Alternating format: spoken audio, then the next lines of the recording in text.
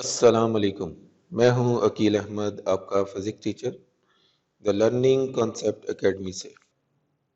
आज हम स्टार्ट करने जा रहे हैं रेजोल्यूशन ऑफ वेक्टर। प्रीवियसली हम लोग वेक्टर एडिशन जो है वो पढ़ चुके हैं कि जिसमें हमने देखा था कि दो या दो से ज़्यादा वेक्टर्स को ऐड करने के बाद हम सिंगल वेक्टर किस तरह से हासिल करते हैं, जो कि हमारा रिजल्टेंट वेक्टर कहलाता है। अब रेजोल्यूशन ऑफ वेक्टर जो है बेसिकली एडिशन का कन्वर्स है, यानी कि that is the converse process of vector addition.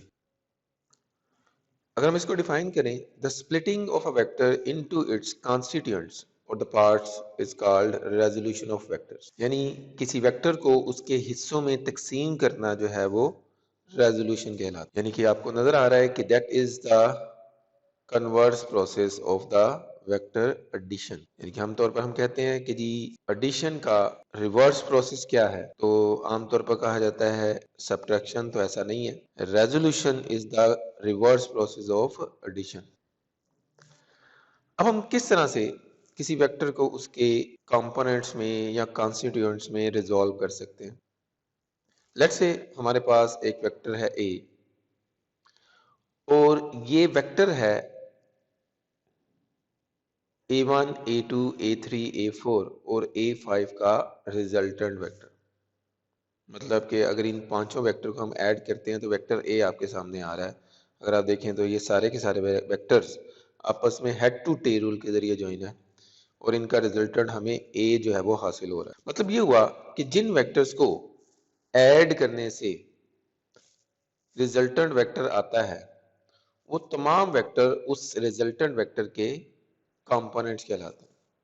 वो तमाम वेक्टर उस रिजल्टेंट के कंपोनेंट्स कहलाते हैं।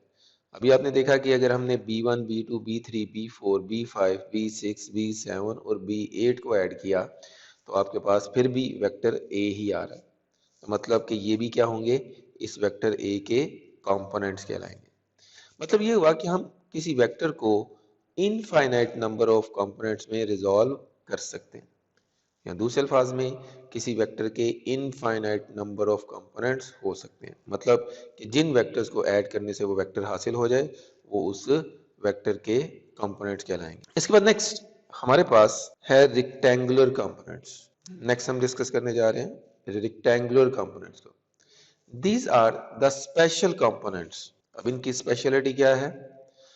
Two components of a vector which are at right angle to each other are called rectangular components of a vector.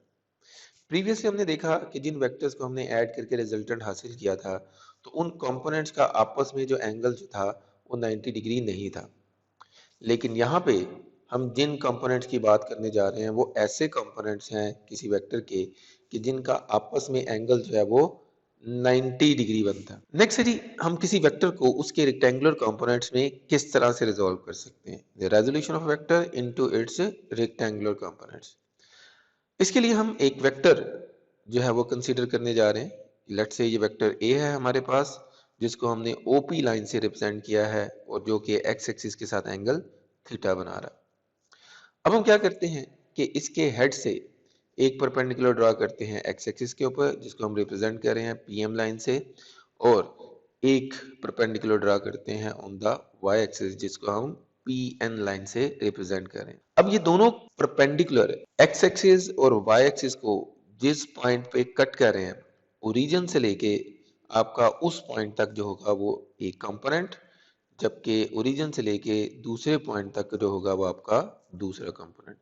अगर आप देखें ये दोनों कंपोनेंट्स जो हैं वो आपस में कितना एंगल बना रहे हैं, they are making an angle of 90 degree because they are perpendicular to each other. तो हम कह सकते हैं कि these are the rectangular component of the vector A. अब हम क्या करते हैं कि इन रेक्टेंगुलर कंपोनेंट्स की वैल्यूज जो है वो फाइंड आउट करते हैं in terms of the vector A.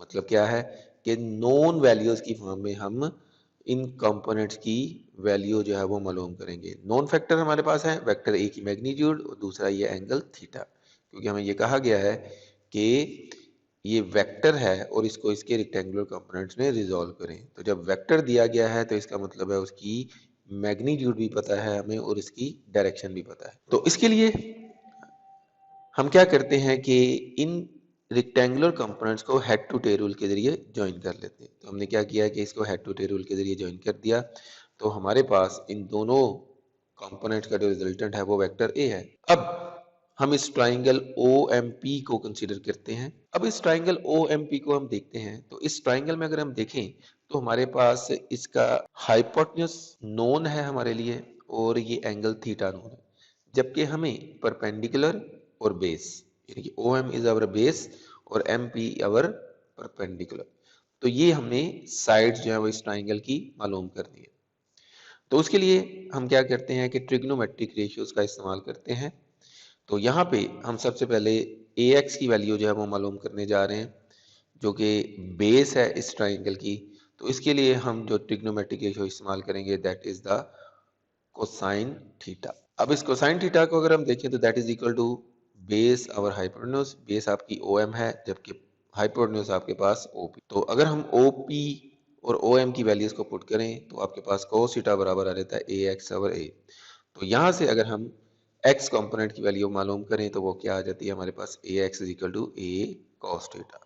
मतलब कि इस फार्मूला से हम जो है वो यानी कि इस फार्मूला से हम x कंपोनेंट की वैल्यू जो है वो मालूम कर सकते हैं कि अगर हमारे पास किसी वेक्टर की मैग्नीट्यूड और उसकी डायरेक्शन जो है वो गिवन हो। अब हम इसका y कंपोनेंट मालूम करते हैं।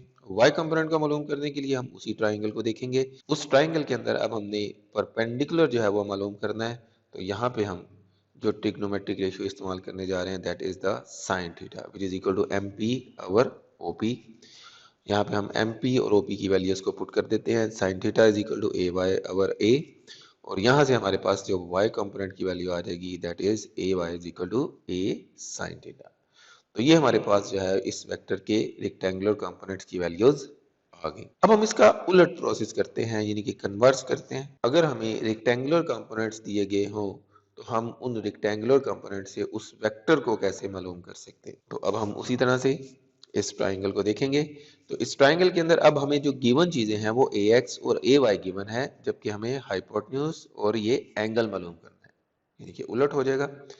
अब इसके लिए हम क्या करेंगे कि अगर किसी ट्राइंगल की या राइट एंगल ट्राइंगल की हमें दो साइडें गिवन हो तो तीसरी साइड मालूम करनी हो तो हम यहाँ पे पाइथागोरस थ्योरम जो है वो इस्तेमाल करते हैं। तो यहाँ पे जो राइट एंगल ट्राइंगल है OPM, तो इसमें OP स्क्वायर जो कि हाइपोटेन्यूज है वो बराबर होगा OM square plus MP square के। तो OP को हमने A से रिप्रेजेंट किया है, OM को हमने AX से और MP को हमने AY से। तो हमारे पास आ जाएगा A square is equal to AX square plus AY square. तो बोथ साइड्स का हम अंडर रूट ले लेते हैं, तो हमारे पास इस वेक्टर की मैग्नीट्यूड आ जाएगी जिसके रेक्टेंगुलर कंपोनेंट्स हमें गिवन किए गए हैं। तो इस तरह से हमारे पास जो है वो रेक्टेंगुलर कंपोनेंट्स की मदद से उस वेक्टर की मैग्नीट्यूड आ गई। अब हम क्या करेंगे कि इसकी डायरेक्शन को मालूम करेंगे। डायरेक्शन को मालूम करने के लिए हम क्या करते हैं, यहाँ पे फिर ट्रिग्नोमेट्रिक रेशियो का इस्तेमाल करेंगे और ऐसी ट्रिग्नोमेट्रिक रेशियो इस्तेमाल करेंगे जिसमें ये परपेंडिकुलर और बेस दोनों आ रहे हो। तो उसके लिए हमारे पास जो है वो tan थीटा है। तो tan थीटा आपको पता है परपेंडिकुलर और बेस के बराबर होता है। तो परपेंडिकुलर आपके पास जो है वो AY जबकि बेस आपके पास AX। तो यहाँ से थीटा आपने निकालना है तो tan इनवर्स आपके पास आ जाएगा AY ओवर AX। मतलब कि अगर आपको रेक्टेंगुलर कंपोनेंट्स दिए गए हों तो आप Y कंपोनेंट्स को X कंपोनेंट से डिवाइड करेंगे और इसका tan इनवर्स ले लेंगे तो आपके पास उस वेक्टर की डायरेक्शन आ जाएगी जिसके रेक्टेंगुलर कंपोनेंट्स आपको दिए गए होंगे। तो ये था जी कि किसी वेक्टर को हम किस तरह से उसके रेक्टेंगुलर कंपोनेंट्स में रिजॉल्व कर सकते हैं और उन रेक्टेंगुलर कंपोनेंट से किस तरह से हम उस वेक्टर की मैग्नीट्यूड और डायरेक्शन जो है वो मालूम कर सकते हैं। हाँ जी, लास्ट में हम एक इम्पोर्टेंट पॉइंट डिस्कस कर लेते हैं यहाँ पे। वो इम्पोर्टेंट पॉइंट क्या है कि is it necessary to resolve a vector always into their rectangular components along x axis and y axis. Previously हमने देखा कि हमने वेक्टर ए को उसके रेक्टेंगुलर कंपोनेंट्स में रिजॉल्व किया था जिसमें एक कंपोनेंट अलोंग एक्स एक्सिस था जबकि दूसरा वाई एक्सिस था। क्या ये जरूरी है कि हम हमेशा किसी वेक्टर को जब भी उसके रेक्टेंगुलर कंपोनेंट्स में रिजॉल्व करें तो वो एक्स एक्सिस और वाई एक्सिस के अलोंग ही हों? तो ऐसा नहीं है, क्योंकि रेक्टेंगुलर कंपोनेंट्स की हम डेफिनेशन करते हैं the components of a vector which are perpendicular to each other. इस डेफिनेशन में हम कहीं पे भी ये बात नहीं कहते कि जी एक कंपोनेंट अलोंग एक्स एक्सिस होना चाहिए जबकि दूसरा वाई एक्सिस। मतलब ये कि जब भी हम किसी वेक्टर को रिजॉल्व करना चाहें उसके रेक्टेंगुलर कंपोनेंट्स में, तो हम अपनी रिक्वायरमेंट के मुताबिक उसको किसी भी डायरेक्शन में जो है वो रिजॉल्व कर सकते हैं। जैसे कि फॉर एग्जांपल अभी इसी वेक्टर को हम ए को इसके रेक्टेंगुलर कंपोनेंट में रिजॉल्व करते हैं कुछ यूं। लेट्स से कि मैंने एक लाइन लगाई, जबकि ये दूसरी लाइन मैंने हेड ऑफ द वेक्टर से इस लाइन के ऊपर जो है वो एक परपेंडिकुलर ड्रॉ कर दिया। अब ये अगर देखें तो ये एक इसका कंपोनेंट हो गया, जबकि ये दूसरा कंपोनेंट हो गया। अब ये दोनों कंपोनेंट जो आपस में 90 डिग्री बना रहे हैं, ये दोनों कंपोनेंट्स आपस में 90 डिग्री बना रहे हैं, तो these are also the rectangular components of the vector.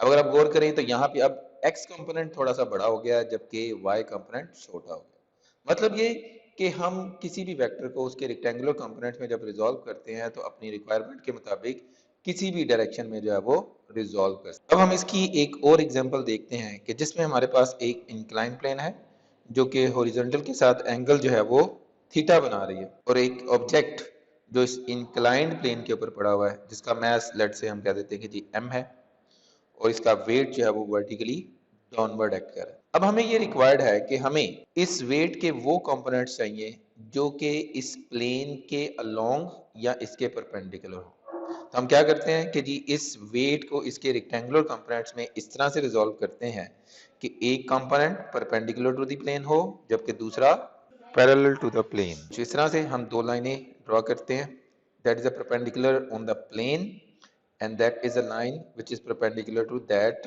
line। अब यहाँ पे देखिए तो ये दोनों लाइनें एक दूसरे के ऊपर परपेंडिकुलर है, तो हम कह सकते हैं कि ये दोनों क्या है, rectangular component of the vector और द वेट। तो इस लिहाज से अगर आप देखें तो यहाँ पे ये जो एंगल होगा दैट विल बी थीटा।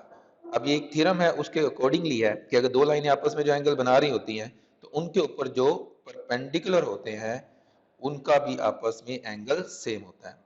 तो अगर आप यहाँ पे देखें ये दो लाइनें आपस में एंगल थीटा बना रही थी, तो अब ये वाली लाइन इस लाइन के ऊपर परपेंडिकुलर है और ये वाली लाइन जो है वो इस वाली लाइन के ऊपर परपेंडिकुलर है, तो इस लिहाज से इन दोनों परपेंडिकुलर्स का एंगल भी थीटा होगा।